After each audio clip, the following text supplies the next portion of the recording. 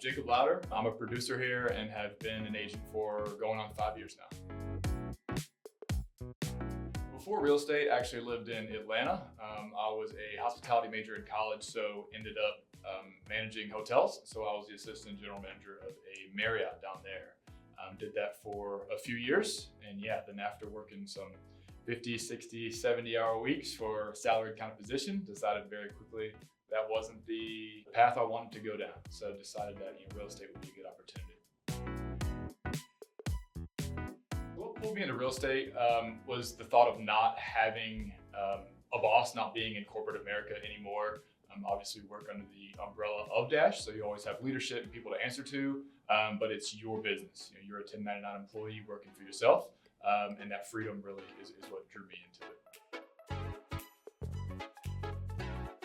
I think whenever I started here in October and I was already floating around December or so, still hadn't sold a house, you kind of start reflecting a little bit and looking inward saying, well, what am I doing? Why am I not selling a house? What's going on? That really just kind of kicked me into gear saying, hey, if I have free time, I shouldn't be sitting at home on the couch. I should be shadowing other agents. I should be reading through contracts. I should be looking through inspection reports. When you have a job that you've been working for months and you haven't seen that first paycheck come in, it raises an eyebrow for you and saying, hey, look, like this is reality. Rent's still got to be paid. The lights still got to be on. You still got to have a car to drive. And if that's not a good motivating factor, I really don't know what is. After that, it only took a couple months, got 3 or 4 contracts in 1 month. And that was a real big, starting point in my career.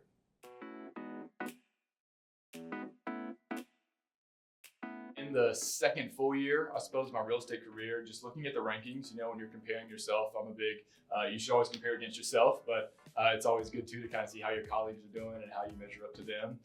But finding myself in the top 10 in terms of units sold in a group of agents who, a lot of them have been doing this longer than I have. So that kind of gives yourself the pat on the back saying it's got to be something that I'm doing right. This might be the place for me.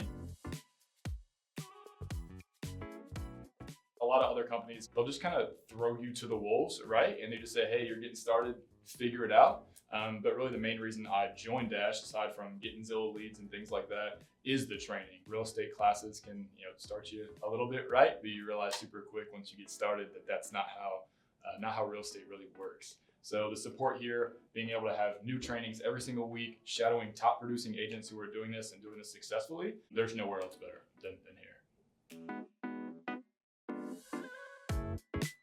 When you start seeing the results is really when you start feeling confident. They say fake it till you make it, and I think everybody does in all kind of aspects. But when you get to the point that you're getting in front of a new client and you're not having to rehearse in the car on the way there, because when a question comes up, you're going to be able to answer that. And if you aren't, you're confident enough to say, I can find that answer out for you. The biggest thing to kind of calm down the chaos of clients, because buying a house is an extremely emotional transaction, and it should be, right? It's a big thing for people, the biggest purchase they're going to make in their life.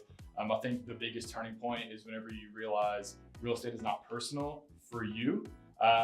We are a business advocate and we are an educator to help someone else make their own decision. But that does not mean that if something goes wrong, it's always going to be our fault, or if negotiation doesn't go our way, it's not something that someone's attacking you personally. Business is business. So our job is to bring the emotions back down.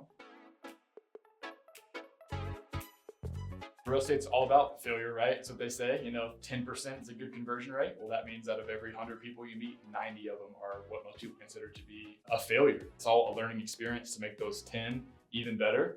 A failure and how it ended up making me sharper. Unfortunately, in real estate, everyone's going to go through their first termination of a contract, right? Where you think you did everything right, but sometimes things are out of your control. Keep a very long story short, mine ended up being there was high radon in the house on the inspection report that came back. Obviously, nothing you could know by seeing the house beforehand. You had to go through with that inspection, and that was something the client was very concerned about.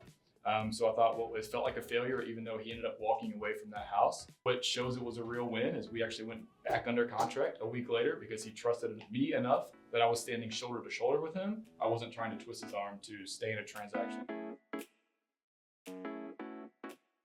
If you are just starting out, the biggest piece of advice I would give to myself or newer agents is don't wait until things get hard to put your nose on the grindstone. You need to dive in head first. A lot of people want to start real estate and do this kind of part-time, and they have other things paying the bills. But until you have to do this to survive and to pay the bills, it's never going to be a full-time career for you. You're never going to be a top producer. You have to put yourself in a position you're forced to earn it. And when you do, you definitely do earn it. So it's worthwhile.